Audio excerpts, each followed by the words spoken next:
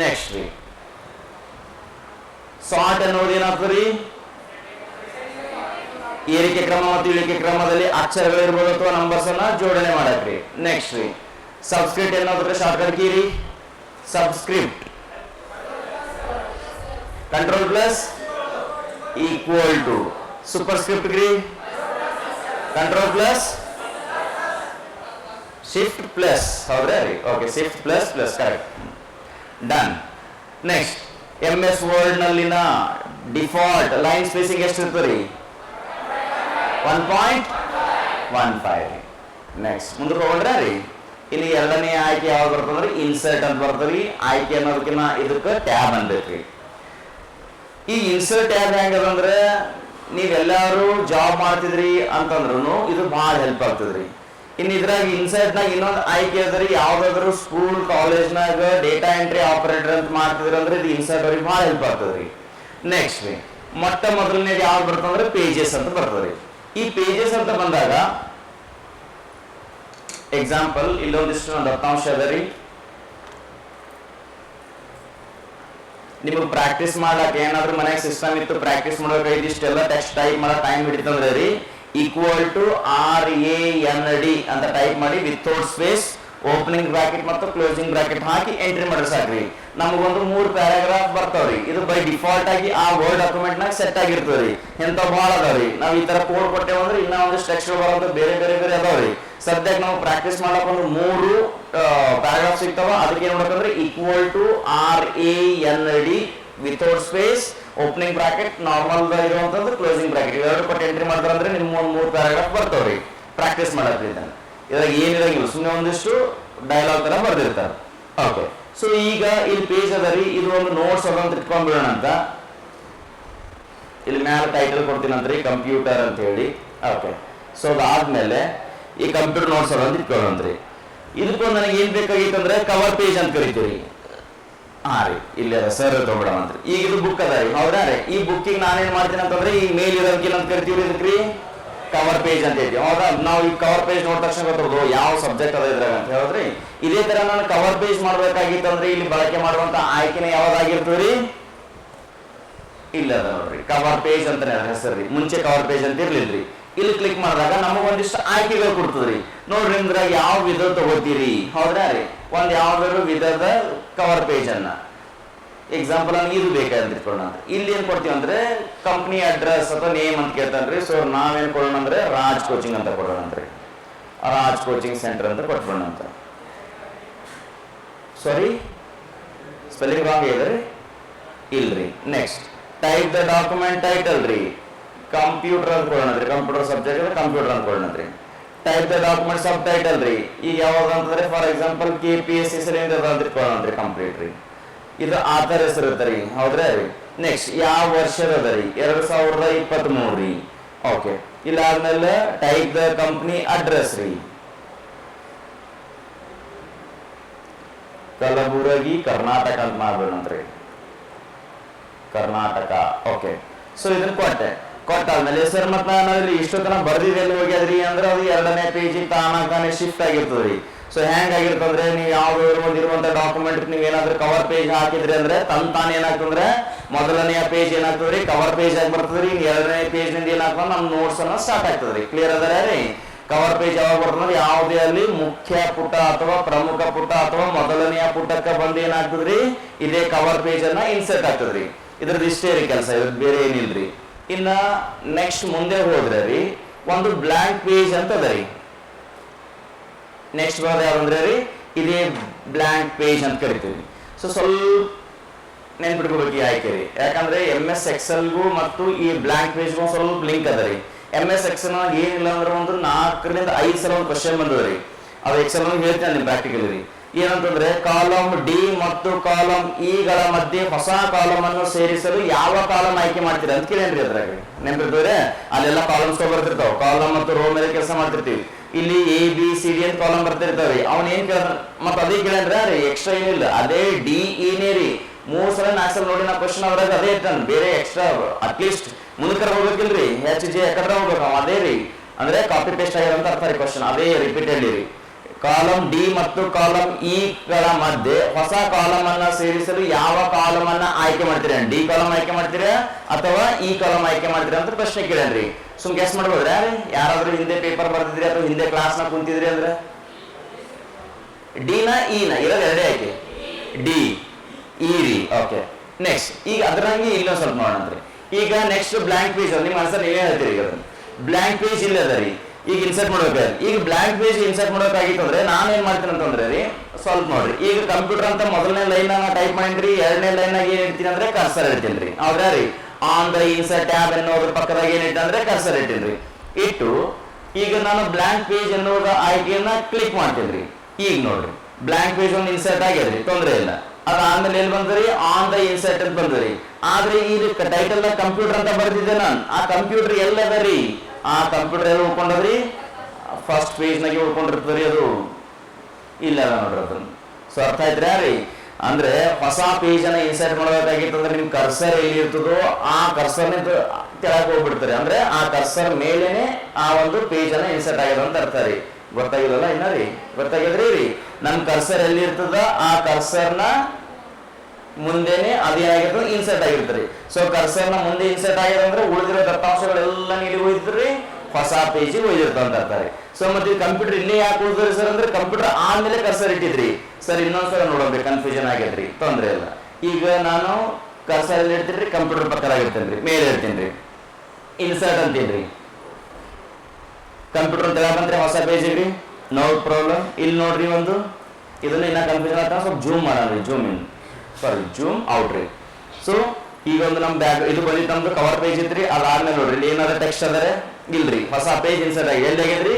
ಈ computer cursor ಇಟ್ಟಿದ್ರೆ cursor ಹಿಂದುಗಡೆ insert ಆಗ್ಯದ್ರಿ. ಸ್ವಲ್ಪ ಗೊತ್ತಿಲ್ರಿ. ಮುಂದೆ ಏನಾದ್ರು ಈ ತರ ಕ್ವಶನ್ ಕೇಳ ಏನಂದ್ರೆ ಇಲ್ಲಿ ತನ ಹಾಕಿದ್ರೆ MS ವರ್ಡ್ ನಾಗ ಹೊಸ ಫೈಲ್ ಅನ್ನು ಇನ್ಸರ್ಟ್ ಹೊಸ ಪೇಜ್ ಅನ್ನು ಇನ್ಸರ್ಟ್ ಮಾಡಿ ಯಾವ ಆಯ್ಕೆ ಅಂದ್ರೆ ಪೇಜ್ ಇನ್ಸರ್ಟ್ ಅಂತ ಹೇಳ್ತಿದ್ವಿ. ಅಚಾನಕ್ ಈಗ ಮುಂದೆ ಹಿಂಗ್ ಕೇಳ್ದ ಕರ್ಸರ್ ನ ಎಡ ಬಲ್ಲಿ ಬರ್ತದೋ ಅಥವಾ ಬಲ ಭಾಗದಲ್ಲಿ ಇನ್ಸರ್ಟ್ ಆಗ್ತದೋ ಅಂತ ಕೇಳಿದ್ರೆ ಈಗ ಏನ್ ಹೇಳ್ಬೇಕ್ರಿ?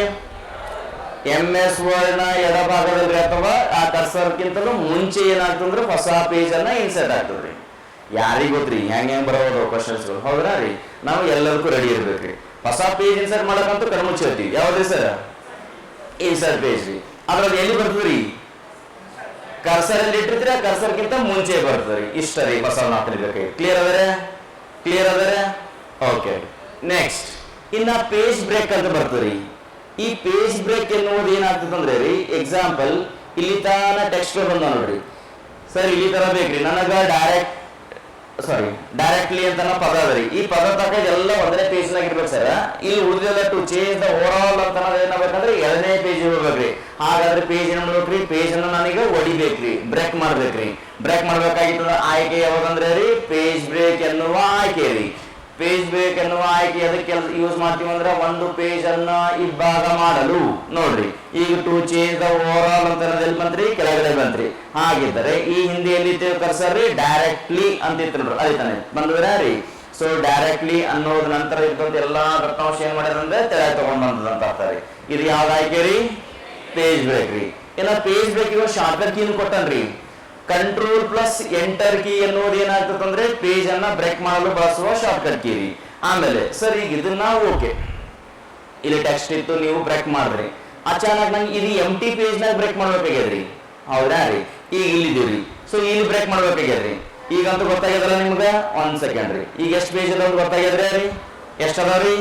4 ಪೇಜ್ ಅದಾವ. ಸಾರಿ 4 ಪೇಜ್ ಅದಾವ. ಈ 4 ಪೇಜ್ ನಾಗ ಏನಂತಂದ್ರೆ ರೀ, ನಾವು ಇದನ್ನ ಪೇಜ್ ಬ್ರೇಕ್ ಮಾಡಿವಿ, ಇಲ್ಲಿ ಗೊತ್ತಾಗ್ಯದ್ರಿ. ಇದು ಏನಂದ್ರೆ ಹೊಸ ಪೇಜ್ ಇನ್ಸರ್ಟ್ ಮಾಡಿವಿ, ಅದು ಗೊತ್ತಾಯ್ತ್ರಿ.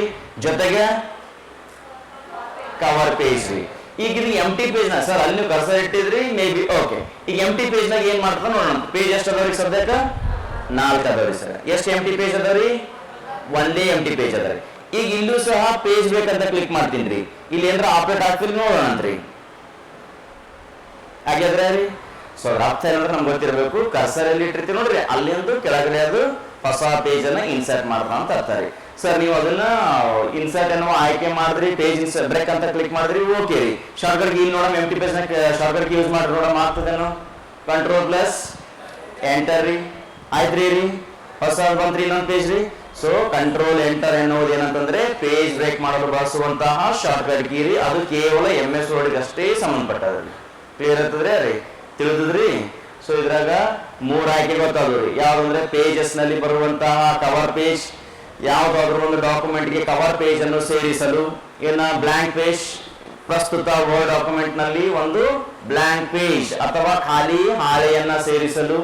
ನೆಕ್ಸ್ಟ್ ಪೇಜ್ ಬ್ರೇಕ್, ಇರುವಂತಹ ದತ್ತಾಂಶ ವರ್ಡ್ ಡಾಕ್ಯುಮೆಂಟ್ ನಲ್ಲಿನ ದತ್ತಾಂಶದಲ್ಲಿ ಯಾವುದಾದ್ರೂ ಒಂದು ಪೇಜ್ ಅನ್ನ ಇಬ್ಬಾಗ ಮಾಡಲು ಅಥವಾ ಪೇಜ್ ಅನ್ನು ಒಡೆದು ಹಾಕಲು ಬಳಕೆ ಮಾಡುವಂತ ಆಯ್ಕೆ ರೀ. ಇದು ಕ್ಲಿಯರ್ ಅದಾರ ರೀ? ಏನಾರ ಡೌಟ್ ಅದಾವ್ರಿ ಇದ್ರಾಗ? ಇಲ್ರಿ. ಮುಂದಕ್ಕೆ ಹೋಗಂಡ್ರಿ ರೀ? ಓಕೆ, ಟೈಮ್ ಬರತ್ತೇನ್ರಿ? ಇವು 3 ಬರ್ಕೊಂಡ್ಬಿಡಮೇನ್ರಿ? ಮತ್ತ ಆಮೇಲೆ ನಿನ್ನಂಗಾಗಿರೋದು ಕನ್ಫ್ಯೂಷನ್ ಆಗ್ಬಿಡ್ಬಾರ್ದು. ಮ್ಯಾಲೀಗ ಇನ್ಸರ್ಟ್ ಟ್ಯಾಬ್ ಅಂತ ಬರೀರಿ, ಸ್ವಲ್ಪ ಬೋಲ್ಡ್ ನಾಗ ಬರೀರಿ.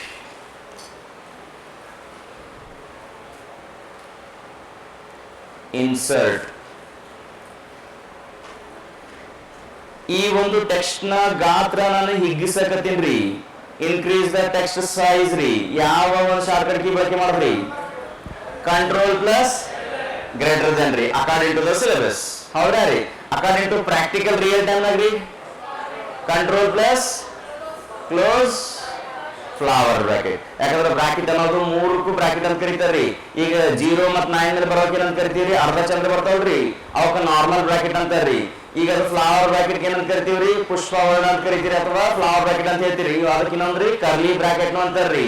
ಅದ್ರ ಮೇಲೆ ಇನ್ನೊಂದು ಹಿಂಗ್ ಚೌಕ್ ಬರ್ತ ನೋಡ್ರಿ, ಇದನ್ನ ನೋಡಿರ ಸ್ಕ್ವೇರ್ ಬ್ರಾಕೆಟ್ ಅಂತ ಕರಿತಾರ್ರಿ.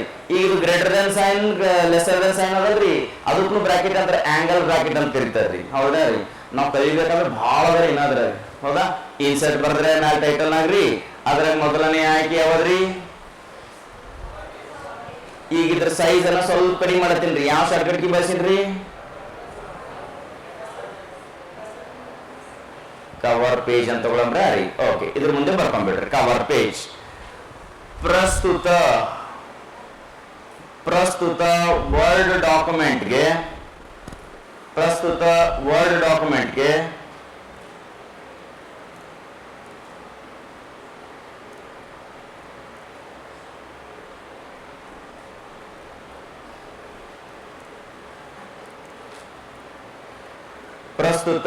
ವರ್ಡ್ ಡಾಕ್ಯುಮೆಂಟ್ಗೆ ಕವರ್ ಪೇಜ್ ಅನ್ನು ಸೇರಿಸಲು.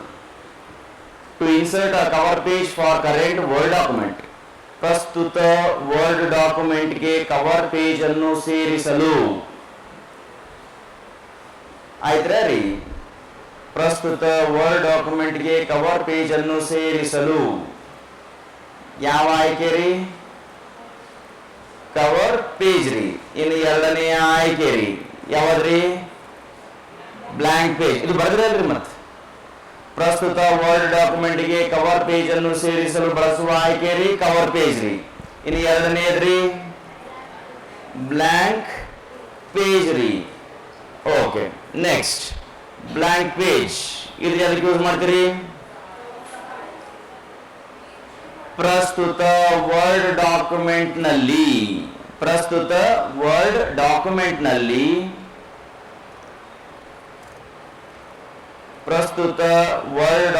ನಲ್ಲಿ ಹೊಸ ಪೇಜ್ ಅನ್ನು ಸೇರಿಸಲು. ಬ್ರಾಕೆಟ್ನಾಗ ಖಾಲಿ ಪೇಜ್ ಅಂತ ಮಾಡಿ, ಹೊಸ ಪೇಜ್ ಅನ್ನು ಸೇರಿಸಲು.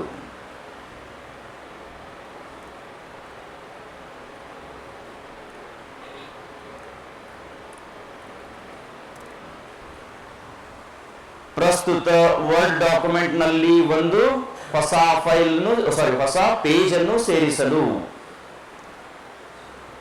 ಹೊಸ ಈಗ ನಮ್ಮ ಪದ ಎಕ್ಸ್ಟ್ರಾ ಇದೇನ್ರಿ? ಏನ್ ಮೊದಲೇ ಹೇಳಿನ್ರಿ? ಹೊಸ ಪೇಜ್ ಅನ್ನು ಸೇರಿಸಲು ಬರ್ದ್ರೆ ರೀ. ಅದ್ರಾಗ ಬೇಕಾದ್ರೆ ಖಾಲಿ ಪೇಜ್ ಅಂತ ನೀವು ಮಾಡ್ಕೋಬಹುದ್ರಿ. ನೆಕ್ಸ್ಟ್ ಈಗ ಒಂದು ಕ್ವಶನ್ ರೀ. ಈಗ ಇರುವಂತ ಈ to insert new page in active Word document ಅಂತ ಈಗ ಒಂದ್ ಸ್ವಲ್ಪ ಟೈಪ್ ಮಾಡಿನ್ರಿ. ನನಗೆ ಇದರಂತೆ ಮಾಡ್ಬೇಕಂದ್ರೆ ಯಾವ ಆಯ್ಕೆ ರೀ?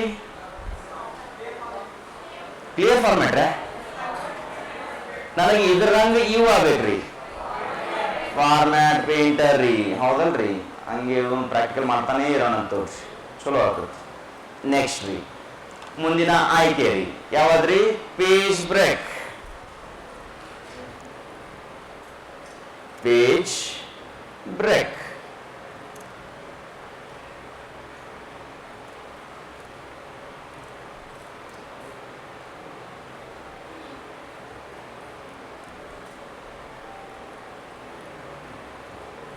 Okay, so next page break. ಪ್ರಸ್ತುತ ವರ್ಡ್ ಫೈಲ್ನಲ್ಲಿ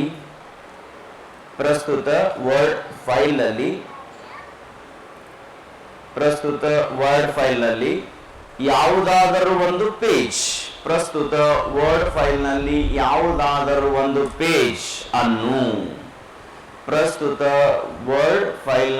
ಅಥವಾ ಡಾಕ್ಯುಮೆಂಟ್ ನಲ್ಲಿ ಯಾವುದಾದರೂ ಒಂದು ಪೇಜ್ ಅನ್ನು ಬ್ರೇಕ್ ಮಾಡಲು ಅಥವಾ ಒಡೆದು ಹಾಕಲು. ಬ್ರೇಕ್ ಮಾಡಲು ಅಥವಾ ಒಡೆದು ಹಾಕಲು.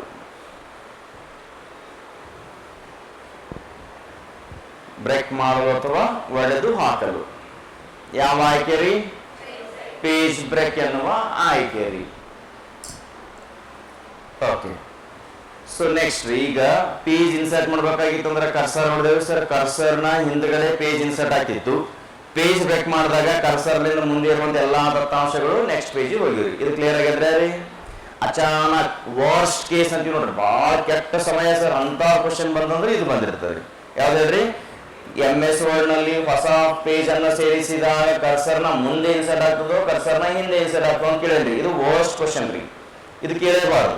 ಕೇಳೇನಂತಂದ್ರು ನಮಗ್ ಗೊತ್ತಿರ್ಬೇಕು. ಹೊಸ ಪೇಜ್ ಇನ್ಸರ್ಟ್ ಮಾಡಿದಾಗ ಎಲ್ಲಿ ಬರ್ತದೆ? ಕರ್ಸರ್ ಇಲ್ಲ ಅಂದ್ರೆ ಎಕ್ಸಾಂಪಲ್ ಬ್ರೇಕ್ ದ ಅಂತದ, ಇವು ಎರಡರ ಮಧ್ಯೆ ಕರ್ಸರ್ ಅದ ರೀ. ಈಗ ಹೊಸ ಪೇಜ್ ಅಲ್ಲಿ ಇನ್ಸರ್ಟ್ ಮಾಡ್ಯಾನಂತಂದ್ರೆ ಈ ಕಡೆ ಬರ್ತದ್ರೆ ಈ ಕಡೆ ಬರ್ತದೆ, ಬ್ರೇಕ್ ಕಡೆ ಬಂದಿರ್ತದೆ. ಬ್ರೇಕ್ ಅದೇ ಹೋಗ್ಕೊಂಡಿರ್ತಾರೆ, ಹೊಸ ಪೇಜ್ ಅಲ್ಲಿ ಇನ್ಸರ್ಟ್ ಆಗಿರ್ತದೆ. ಎಕ್ಸಾಂಪಲ್ ಬ್ರೇಕ್ ಮಾಡ್ಯಾನಂತಂದ್ರೆ ರೀ ಇದು ದ ಅಂತ ಈ ಕಡೆ ತಗೊಂಡು ಬಂದಿರ್ತಾನ ಅಂತ ಅರ್ಥ ರೀ. ಹೌದ್ರಾ ರೀ? ಇದು ವರ್ಸ್ಟ್ ಕ್ವಶನ್ ರೀ. ಕ್ಲಿಯರ್ ಐತ್ರಿ? ಮುಂದೆ ಹೋಗೋಣ್ರ ರೀ. ಟೇಬಲ್ ರೀ, ಸ್ವಲ್ಪ ನೀವು ನೋಡ್ಬಿಡ್ರಿ, ಆಮೇಲೆ ಬರೀ.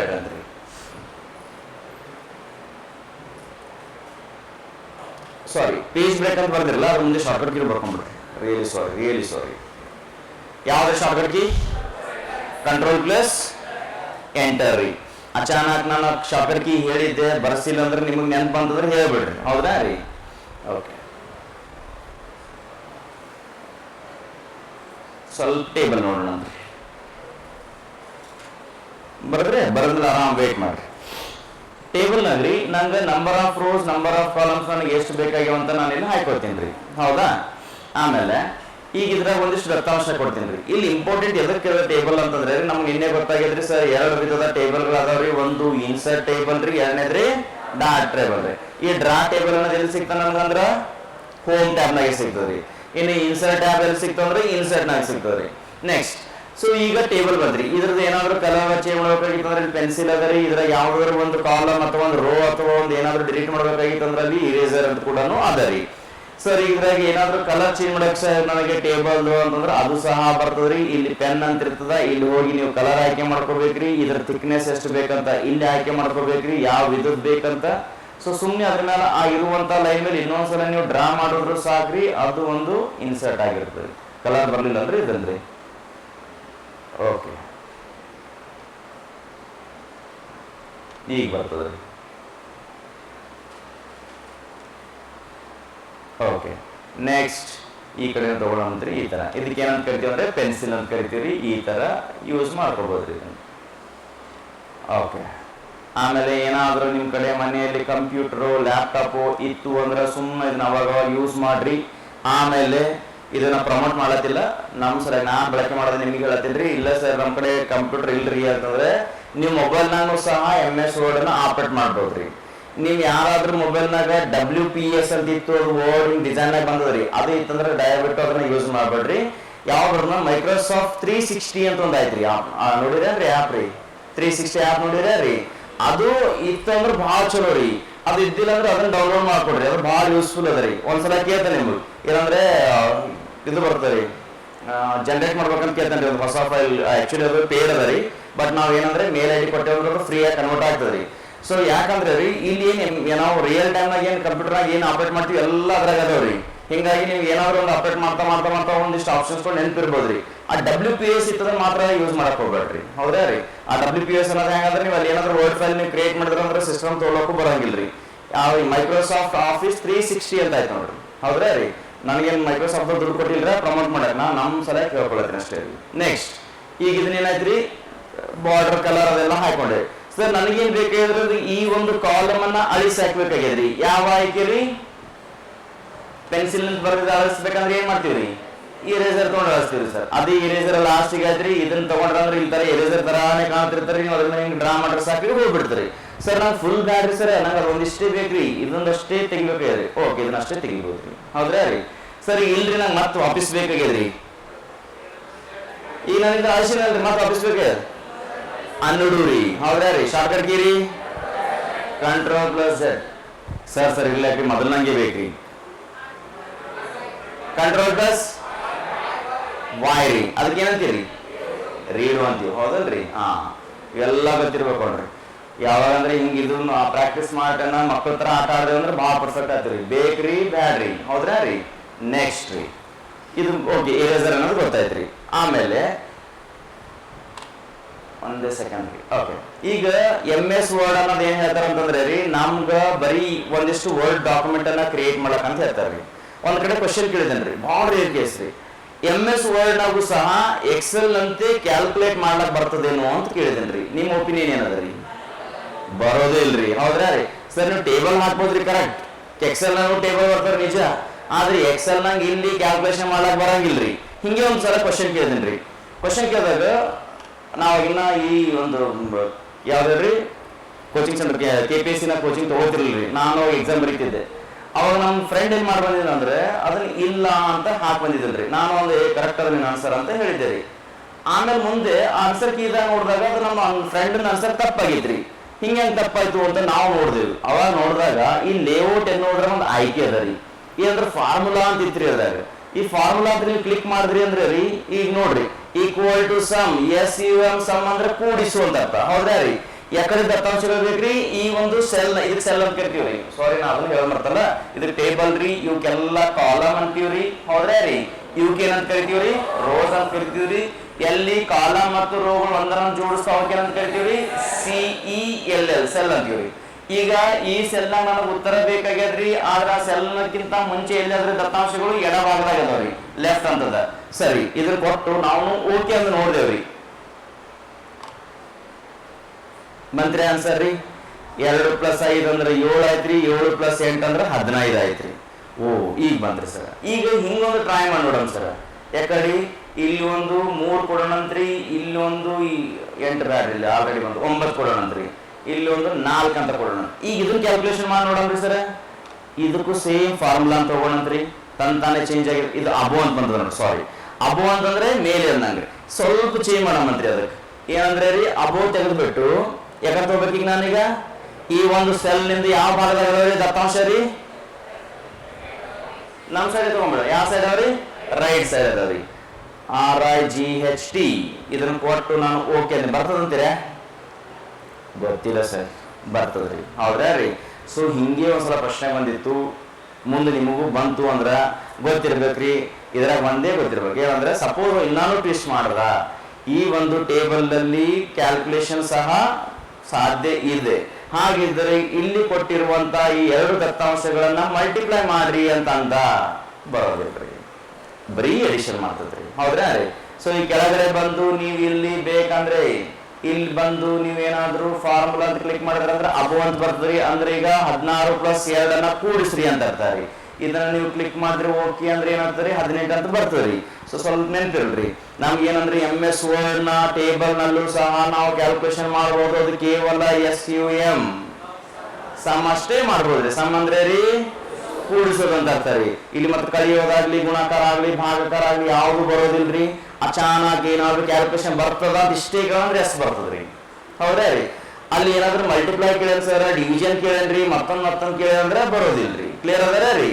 ಸೊ ನಿಮ್ಗೆ ನೋಡ್ರಿ, ಒಂದ್ಸಲ ನಾವು ಇದನ್ನ ಸಫರ್ ಆಗಿದ್ರೆ ಅದು ನೆನಪದ ನಿಮಗೂ ಶೇರ್ ಮಾಡ್ತೀನಿ. ಕ್ಲಿಯರ್ ರೀ? ನೆಕ್ಸ್ಟ್, ಈಗ ರೋಸ್ ಅಂದ್ರೆ ಗೊತ್ತಾಯ್ತು, ಕಾಲಮ್ ಅಂದ್ರೆ ಗೊತ್ತಾಯ್ತು, ಅದ್ರ ಬಣ್ಣ ಹೆಂಗ್ ಚೇಂಜ್ ಮಾಡ್ಬೇಕಂತ ಗೊತ್ತಾಯ್ತ್ರಿ. ಯಾವ್ದಾದ್ರು ಒಂದು ಕಾಲಮ್ ಬ್ಯಾಡ್ ಆಗೈತೆ ಅಥವಾ ಯಾವ್ದಾದ್ರು ರೋ ಬ್ಯಾಡ್ ಆಗೈತೆ ಅಂದ್ರೆ ಅದನ್ನ ಡಿಲೀಟ್ ಮಾಡಕ್ ನಾವು ಎರೇಸರ್ ಅನ್ನು ಕೂಡ ಯೂಸ್ ಮಾಡ್ತೇವ್ರಿ.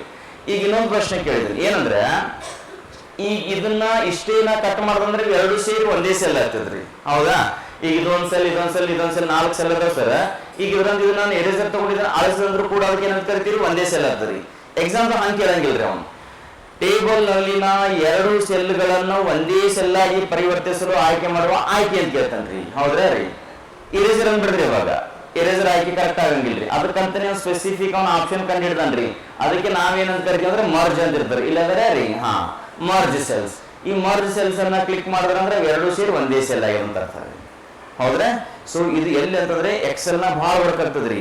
ಇಲ್ಲಿ ಸುಮ್ಮನೆ ನಮ್ಗೆ ಗೊತ್ತಿರ್ಬೇಕು ಸಾಕಷ್ಟೇ. ಟೇಬಲ್ ನಲ್ಲಿನ ಎರಡು ಸೆಲ್ಗಳನ್ನು ಸೇರಿಸಿ ಒಂದೇ ಸೆಲ್ ಅಂತೆ ಮಾಡಲು ಬಳಕೆ ಮಾಡುವಂತ ಆಯ್ಕೆ ಯಾವ್ದ್ರಿ? Merge cells. ಈಗ ಮರ್ಜ್ ಸೆಲ್ ನಿಮ್ಗೆ ಎಷ್ಟು ನೆನ್ಪಿಟ್ಕೊತಿರೋಣ ಎಕ್ಸೆಲ್ ನ ಅಷ್ಟೇ ನಿಮ್ಗೆ ಹೆಲ್ಪ್ ಆಗ್ತದ್ರಿ. ಕ್ಲಿಯರ್ ಅದಾರೆ ರೀ? ಇನ್ನು ಇದಕ್ಕೆ ಏನಾದ್ರು ಹೊಸ ರೋ ಬೇಕಾಗಿತ್ತಂದ್ರು ಇನ್ಸರ್ಟ್ ರೋ ಅಂತ ಹೇಳ್ತೀವಿ. ಹೊಸ ಕಾಲಮ್ ಬೇಕಾದ್ರೆ ಇನ್ಸರ್ಟ್ ಕಾಲಮ್ ಅಂತ ಹೇಳ್ತೀವ್ರಿ. ಸರ್ ನಂಗೆ ಟೇಬಲ್ ಬ್ರೇಕ್ ಮಾಡೋದಂದ್ರೆ ಟೇಬಲ್ ಕೂಡ ನೀವು ಬ್ರೇಕ್ ಮಾಡ್ಬೋದ್ರಿ ಇದನ್ನ. ಹೌದಾ ರೀ? ಎಲ್ಲಿಲ್ಲ ಅಂತಂದ್ರೆ ರೀ ಇಲ್ಲಿ ಬ್ರೇಕ್ ಅಂತ ಒಂದು ಆಪ್ಷನ್ ಇರ್ತದ್ರಿ. ಅಲ್ಲಿ ಹೋಗಿ ನಾವು ಬ್ರೇಕ್ ಮಾಡ್ಬೋದ್ರಿ. ಇಲ್ಲಿ ಎಲ್ಲಾರ ಅದೇ ನೋಡಿ ಸ್ಪ್ಲಿಟ್ ಅಂತ, ಸಾರಿ ಸ್ಪ್ಲಿಟ್ ಅಂತ ನೋಡ್ರಿ. ಈ ಟೇಬಲ್ ಸ್ಪ್ಲಿಟ್ ಅಂತ ನೀವು ಕ್ಲಿಕ್ ಮಾಡಿದ್ರೆ ಟೇಬಲ್ ಕೂಡ ಇಬ್ಬಾಗ ಮಾಡ್ಬೋದ್ರಿ. ಇದಕ್ಕೆ ಟೇಬಲ್ ಇಬ್ಬಾಗ ಮಾಡಕ್ ಆಯ್ಕೆ ಮಾಡುವಂತ ಆಯ್ಕೆ ಯಾವ್ದ್ರಿ? ಸ್ಪ್ಲಿಟ್ ಟೇಬಲ್ ರೀ. ಪ್ರಸ್ತುತ ವರ್ಡ್ ಡಾಕ್ಯುಮೆಂಟ್ ನಲ್ಲಿ ಯಾವ್ದಾದ್ರು ಒಂದು ಪೇಜ್ ಅನ್ನ ಸ್ಪ್ಲಿಟ್ ಮಾಡ್ಬೇಕು ಅಥವಾ ಡಿವೈಡ್ ಮಾಡ್ಬೇಕು ಅಥವಾ ಬ್ರೇಕ್ ಮಾಡ್ಬೇಕಂದ್ರೆ ಆಯ್ಕೆ ರೀ ಬ್ರೇಕ್ ರೀ. ಯಾವ ಬ್ರೇಕ್ ರೀ? ಪೇಜ್ ಬ್ರೇಕ್ ರೀ. ಹೌದ್ರಾ ರೀ? ಇಷ್ಟ ನೆನಪಿರ್ತಾವ್ರೆ ರೀ? ಇದು ಟೇಬಲ್ ನಾಗ ಬರ್ಕೊಳ್ಳೋದು ಭಾಳ ಇರಂಗಿಲ್ರಿ. 1-2 ಪಾಯಿಂಟ್ ಇರ್ತಾವ. ಇಷ್ಟೇ ನಾಳೆ ಬರ್ಕೊಳ್ಳೋಣಂತ್ರಿ. ಹೌದ್ರಾ ರೀ? ತಿಳಿದ್ರಿ? ಏನ್ ತೊಂದ್ರೆ ಇಲ್ಲಲ್ಲ? ಚಲೋ, ಹಂಗಂದ್ರೆ ನಾಳೆ ಸಿಗೋಣಂತ್ರಿ.